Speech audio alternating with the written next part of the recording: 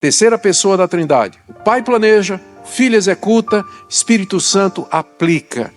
E como é que o Espírito Santo traz os benefícios da morte de Cristo ao seu povo através das gerações?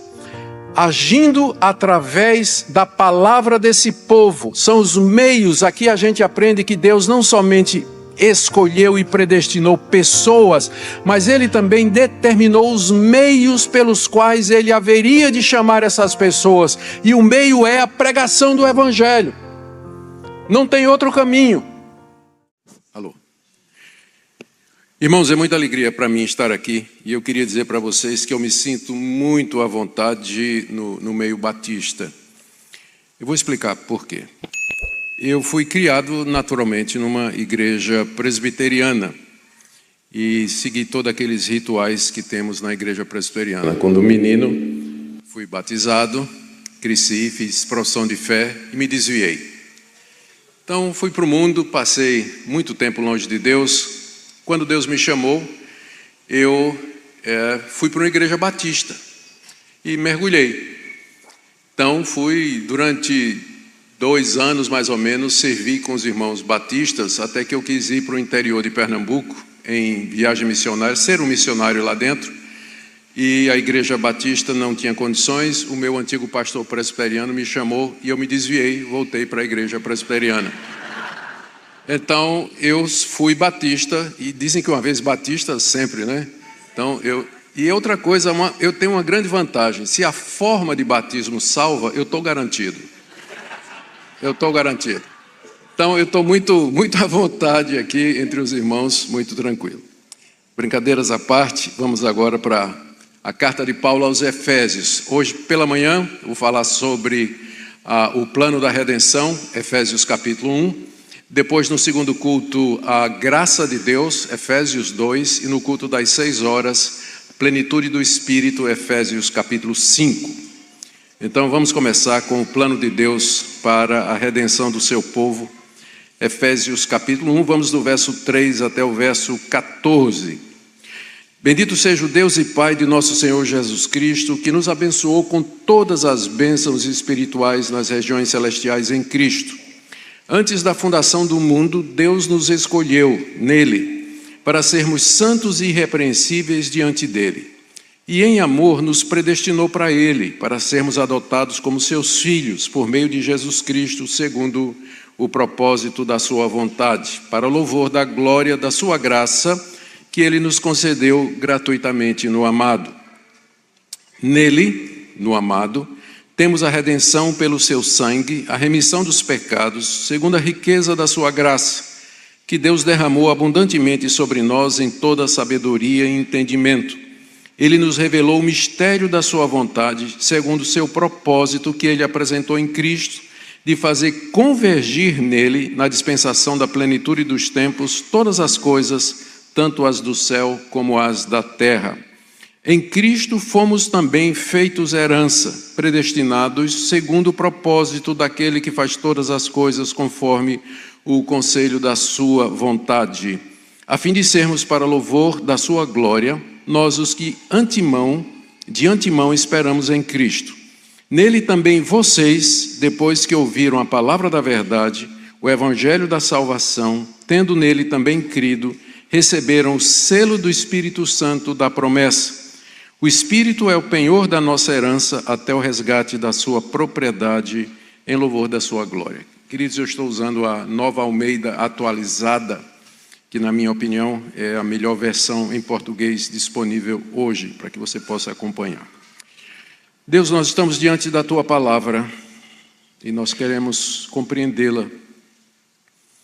Pedimos que o Senhor ilumine o nosso entendimento para que entendamos o seu significado e também para que possamos aplicá-lo à nossa vida. Tu conheces a necessidade de cada pessoa que se encontra aqui nessa manhã. Nós pedimos que o Senhor administre a cada uma conforme a necessidade, conforme a Tua graça. Em nome de Jesus. Amém. Paulo estava preso em Roma, teve notícias que a igreja de Éfeso, que ele tinha fundado, estava angustiada, preocupada pelo fato de que ele estava preso. E ele então escreve essa carta com o objetivo de consolar os irmãos. Paulo não consegue separar pastor de teólogo. Questões pastorais sempre são precedidas por teologia densa, e teologia densa sempre desemboca em questão pastoral. Os que jogam teologia contra a prática ignoram a palavra de Deus, porque sem boa base teológica, prática vira pragmatismo. E doutrina que não desemboca em prática vira uma ortodoxia morta. Paulo começa consolando a igreja sobre sua prisão, explicando o que é a igreja, que é o que nós temos no capítulo 1. Depois, no capítulo 2, ele fala da graça de Deus em trazer a igreja à existência. E no capítulo 3, ele mostra como a prisão dele está dentro dos planos de Deus de levar o evangelho aos gentios. E aí no capítulo 3, no verso 18, se não me falha a memória, geralmente ela falha nessa idade, ele diz, no verso 13, portanto, e esse aqui é o coração, a razão da carta, eu peço que vocês não desanimem por causa das minhas prisões, em favor de vocês, pois isso é motivo de honra para vocês. Não fiquem desanimados que eu estou preso, porque na verdade, à luz do que eu vou expor, Paulo diz, é o motivo de glória e não de desânimo. E Paulo começa então mostrando o que é a igreja. Se vocês prestarem atenção na leitura, ela, no original, não tem vírgula. Na verdade, no grego, no original, não tem vírgula, ponto e vírgula, isso tudo foi colocado depois. Não é? Tudo corrido, palavras juntadas uma na outra e tudo mais. É uma longa sentença, é a maior sentença da Bíblia, essa daí, do verso 3 até o verso 14. É como se Paulo tivesse começado a falar e de um fôlego só, ele saiu dizendo tudo que estava no coração dele. Só que se você prestou atenção, está muito bem construído. Foi rápido, mas não impensado. Tem 3 divisões, cada uma delas referente a uma das pessoas da Trindade, e termina com a expressão para o louvor da sua glória. Veja, primeiro ele fala sobre Deus Pai, começando no verso 3, e diz o que é que Deus Pai fez para a salvação da igreja, para constituir a igreja, e termina no verso 6 dizendo que ele fez isso para o louvor da sua glória. E em seguida ele apresenta a pessoa de Cristo, o amado, e fala o que é que Cristo fez para executar o plano da salvação. E termina no verso 12 dizendo que ele fez isso a fim de sermos para o louvor da sua glória. E em seguida ele fala do Espírito Santo, qual é o papel do Espírito Santo na constituição da igreja, e termina dizendo também em louvor da sua glória. Então o que você tem aqui é Paulo nos revelando a história da redenção, como a Trindade se envolveu na salvação do povo de Deus, e isso de uma maneira a deixar claro que tudo foi feito para o louvor da glória de Deus. Esse capítulo, já de cara, ele é a resposta que você pode dar para o seu amigo que diz assim, mas se Deus sabia que Adão ia pecar, por que colocou ele no jardim? Resposta, para o louvor da sua glória. Mas por que Deus permitiu o pecado no mundo? Para o louvor da sua glória. Por que existem coisas que a gente não entende, desastres, maldade no mundo? Para o louvor da sua glória. Deus construiu a história da redenção e a história do mundo de tal maneira que, ao final, através de todas estas coisas, ele receba a glória. Esse é o fim principal do homem, viver para a glória de Deus. Esse deve ser o seu objetivo final. Bom, vamos lá ver o que é que Paulo nos diz aqui a respeito de cada uma das pessoas da Trindade. Eu queria pedir que alguém me dissesse quando está faltando 5 minutos para eu terminar. Tá certo? Não vou terminar com 5 minutos, mas pelo menos para eu saber que eu estou transgredindo, Deus Pai. Paulo começa agradecendo a Deus, dizendo que Ele nos abençoou com toda sorte de bênção espiritual nas regiões celestes. Aqui Paulo faz uma distinção entre bênçãos materiais, do dia a dia, e bênçãos espirituais. Ele menciona as espirituais porque delas procedem as outras e duram para sempre. Bendiz a Deus porque Deus nos abençoou, ele coloca no passado. Já fomos abençoados em Cristo nas regiões celestiais, expressão que só aparece nas cartas de Paulo, e significa essa realidade invisível espiritual que nos cerca. Deus já nos abençoou com todo tipo de bênção espiritual nas regiões celestiais em Cristo Jesus. Ponto. partir daqui, Paulo destaca duas dessas bênçãos, porque delas procedem todas as outras. A primeira é o que a gente chama de eleição, que aqui aparece com o nome escolha. Antes da fundação do mundo, veja, no verso 3, bênçãos espirituais. No verso 4 ele detalha. A primeira é essa: antes da fundação do mundo, Deus nos escolheu nele para sermos santos e irrepreensíveis diante dele. Antes do mundo ser feito, Deus nos escolheu. Escolher indica um ato propositivo, deliberativo. Olhando a humanidade perdida nas suas ofensas e pecados, Deus escolheu de entre a humanidade aqueles que ele quis. Paulo diz que isso foi feito antes da fundação do mundo, para deixar claro que essa escolha não foi com base em nada que Deus viu que nós faríamos ou fizéssemos, mas que é segundo o conselho da sua vontade, como ele vai dizer mais adiante. Lá na eternidade, Deus escolheu de entre a humanidade um povo que ele diz assim: Deus nos escolheu nele. O nele aqui se refere a Cristo, mais uma vez enfatizando que essa escolha não foi baseada em mérito ou na previsão de Deus, mas foi baseada em Cristo, pelo que Cristo fez. Em Cristo, Deus, antes da fundação do mundo, escolheu um povo para si. Essa é a maior e primeira das bênçãos espirituais com as quais ele nos abençoou em Cristo Jesus. Ele diz que essa escolha, estou ainda no verso 4, foi para sermos santos e irrepreensíveis, o que nos ajuda a responder às pessoas que dizem assim: mas se eu souber que eu sou eleito, que eu fui escolhido por Deus, isso não vai me levar a relaxar e viver uma vida de imoralidade, a fazer qualquer coisa, porque afinal, uma vez salvo, salvo para sempre. Espera aí, meu irmão, a palavra de Deus está dizendo que você foi escolhido para ser santo. Onde não há santidade, não houve eleição.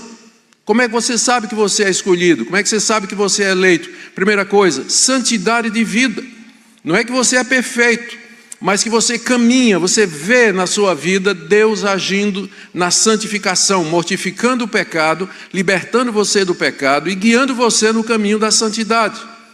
Ele nos escolheu para sermos santos e irrepreensíveis, ou seja, para que nós sejamos, no meio desse mundo decaído, esse mundo perdido, perverso, uma geração diferente, um povo distinto, um povo que é o povo de Deus, conhecido pela sua vida reta, uma vida de andar nos caminhos de Deus, uma vida de obediência.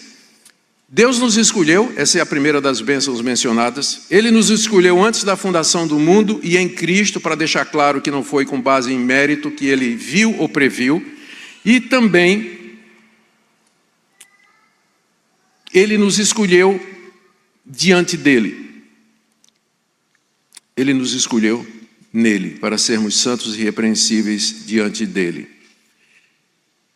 Que coisa maravilhosa. Toda vez que estudo esse texto, eu fico pasmo com a profundidade e a beleza da graça de Deus, deixando muito claro que a salvação, do começo ao fim, é obra de Deus. Nós participamos da salvação apenas com a nossa necessidade, e nada mais do que isso. Não é por obras, não é por merecimento, mas por livre graça. Segunda bênção que Paulo menciona é a predestinação. Veja, eu não estou criando essas palavras. Quem criou foi o apóstolo Paulo, né? E a missão do pregador é expor todo o desígnio de Deus. Eu estou falando sobre a igreja. Vocês já notaram a definição de igreja que Paulo dá aqui. A igreja é esse povo que Deus escolheu antes da fundação do mundo para ser santo e irrepreensível diante dele em Cristo Jesus.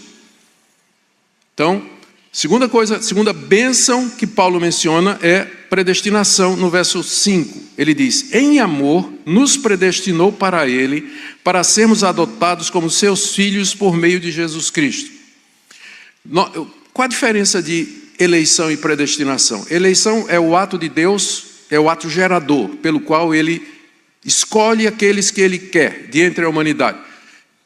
Mas não seria injusto, pastor? Não, seria injusto se todos nós merecêssemos ser salvos e Deus salvasse apenas alguns. Aí ele estaria tirando o direito de outros. Mas como ninguém merece ser salvo, como a única coisa que você merece é o inferno, por isso eu sempre digo para as pessoas: nunca diga para Deus: Deus, eu só quero o que eu mereço. Não diga isso. Me dá só o que é meu. Não faça isso. Porque é para o inferno de cabeça para baixo.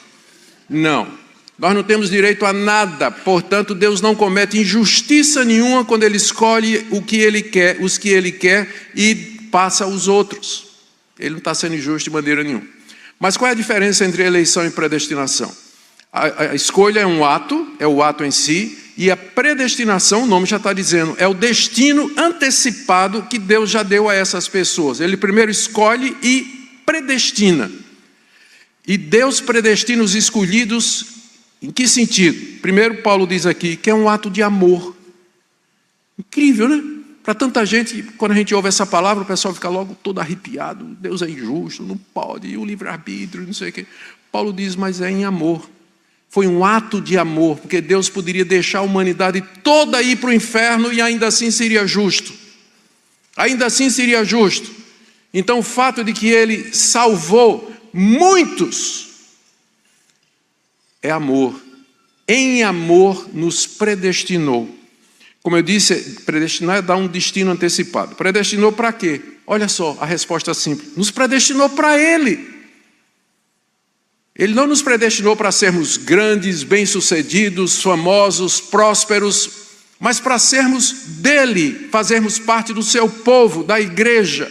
Essa é a razão da escolha e da predestinação. Em amor nos predestinou para Ele. Aí ele acrescenta explicando, para sermos adotados como seus filhos. Ninguém nasce filho de Deus. Na verdade, nós vamos ver no segundo culto, quando falarmos sobre graça no capítulo 2, que somos filhos da desobediência e filhos da ira.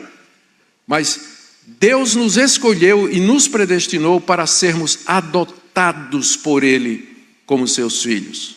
Adotados. Filhos de Deus é a mesma coisa da igreja. O que é a igreja? A igreja é composta desses filhos de Deus que foram adotados em Cristo Jesus porque eleitos e predestinados antes da fundação do mundo. É isso que é a igreja. Esse povo especial, esse povo maravilhoso. E diz aí no final do verso 5 que Ele fez isso segundo o propósito da sua vontade. Deus é o único ser absolutamente livre, faz o que lhe apraz. E você não precisa ter medo disso porque Ele não é arbitrário, porque a liberdade de Deus é controlada pela sua natureza. Deus é justo, santo e reto. Ele jamais fará alguma coisa que seja injusta, imoral ou que esteja fora da sua natureza. Por isso, quando Paulo fala dessas bênçãos, eleição e predestinação, ele diz que Deus fez isso segundo o propósito da sua vontade. Não foi com base em previsão, não foi com base em mérito, não foi com base em absolutamente nada, a não ser na natureza livre e soberana do seu ser. Esse é o Deus que a Bíblia nos ensina, e não outro. Ele fez isso para o louvor da glória da sua graça, e aí ele continua, graça que Ele nos concedeu gratuitamente no amado.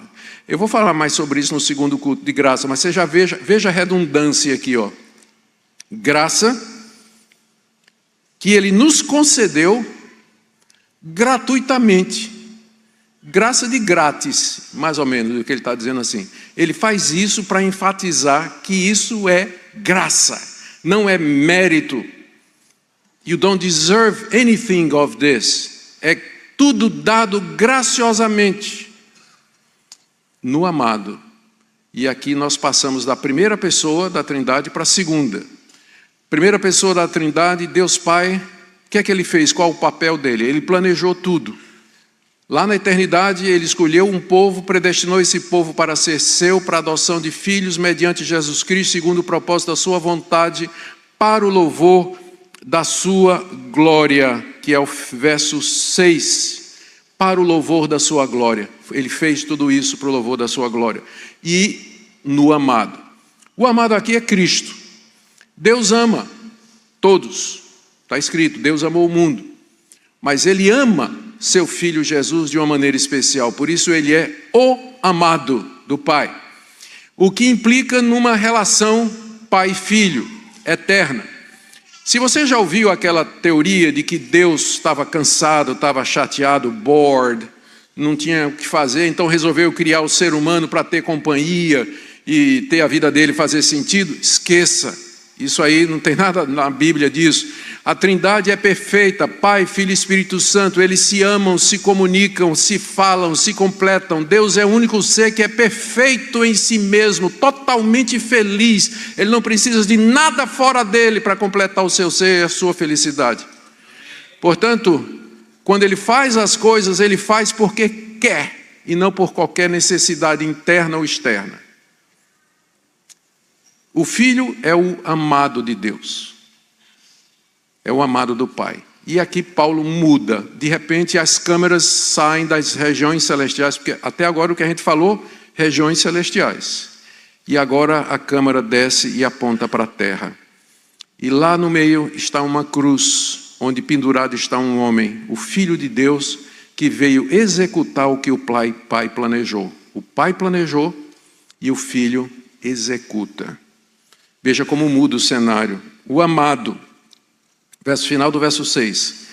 Nele, Paulo vai mencionar aqui 3 ou 4 coisas que o Filho fez para poder executar o plano do Pai. Nele temos a redenção pelo seu sangue. Sangue já introduz a natureza humana. Quando ele fala que o amado nos redimiu pelo seu sangue, está implícito aqui que o Filho de Deus, o amado, ele encarnou e sem abandonar a sua divindade, adicionou uma natureza humana, e nessa natureza humana, Deus, perfeitamente Deus e perfeitamente diferente do pastor Jay, que é 50% americano e 50% brasileiro, Cristo era 100% Deus e 100% homem. E ele sofre, ele na cruz derrama o seu sangue. Por que que isso é necessário? É porque esses que Deus elegeu e predestinou eram pecadores. Ele escolheu e predestinou de entre a raça humana perdida. E como é que nós podemos ser adotados filhos de Deus, carregados de culpa, de condenação, tendo a natureza depravada e pervertida? Resposta: o Filho de Deus assumiu nossa natureza e com seu sangue, com sua morte, pagou nossa dívida e, nas palavras de Paulo, nos deu a redenção para que nós pudéssemos ser adotados e recebidos conforme o decreto do Pai. Nele nós temos a redenção pelo seu sangue. O que é que significa redenção, Paulo? Ele explica, 2 pontos. A remissão dos pecados, a quitação dos pecados, da nossa culpa, da nossa dívida, tudo foi remido, tudo foi pago, tudo foi quitado, nenhuma condenação há para aqueles que estão em Cristo Jesus. Por isso Deus nos recebe como seus filhos, filhos adotados.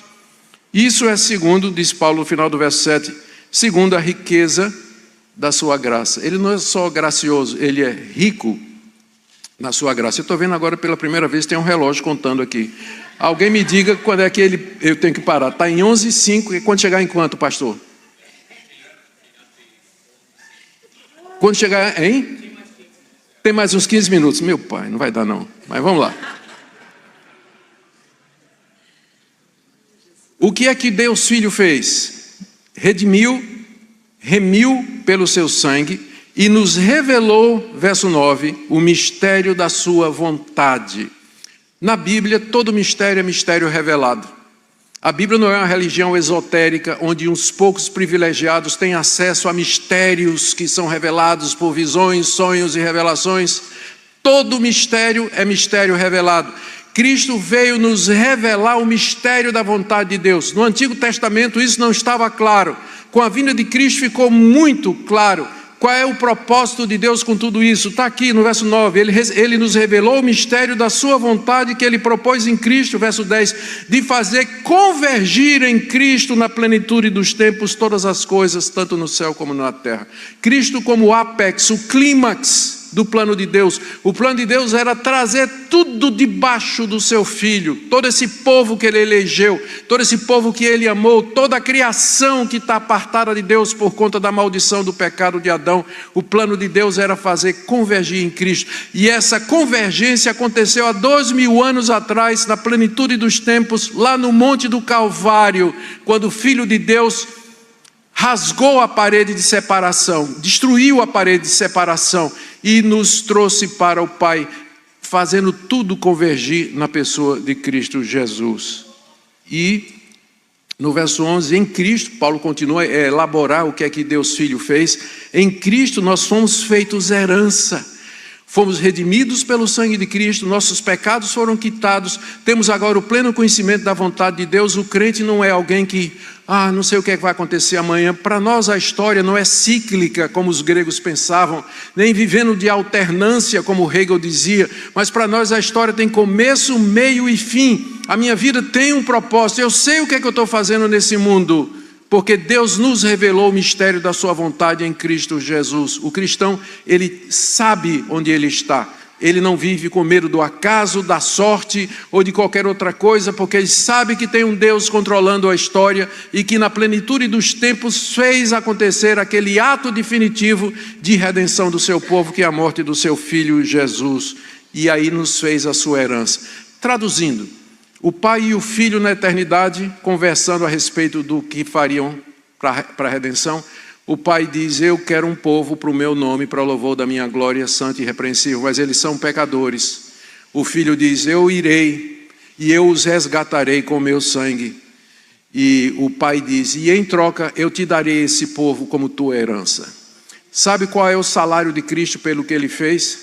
Eu e você. Saiu barato, né? Eu e você, nós não valemos nada, mas é o que Cristo ganhou. Fomos feitos herança, é isso que Paulo está dizendo aqui. Somos a herança de Cristo, é o que ele vai ganhar no final de todas as coisas. O seu povo que ele redimiu com o seu sangue. E para isso, Paulo continua, final do verso 11, nós somos predestinados. Ele não para de falar disso, né, Paulo? Não é? Ele não para. O que é que eu vou fazer? Ele diz então que fomos predestinados segundo o propósito daquele que faz todas as coisas conforme o conselho da sua vontade. Predestinados segundo aquele que faz todas as coisas segundo o conselho da sua vontade. Quando Deus vai fazer alguma coisa, ele não consulta os anjos, ele não consulta certamente você.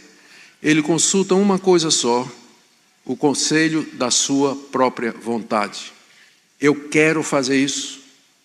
E a resposta é que ele vai fazer aquilo que a sua vontade ditar. E mais uma vez, você não precisa pensar que isso torna Deus arbitrário ou tirânico, porque sendo ele santo, justo e verdadeiro, ele sempre vai querer o santo, justo e verdadeiro.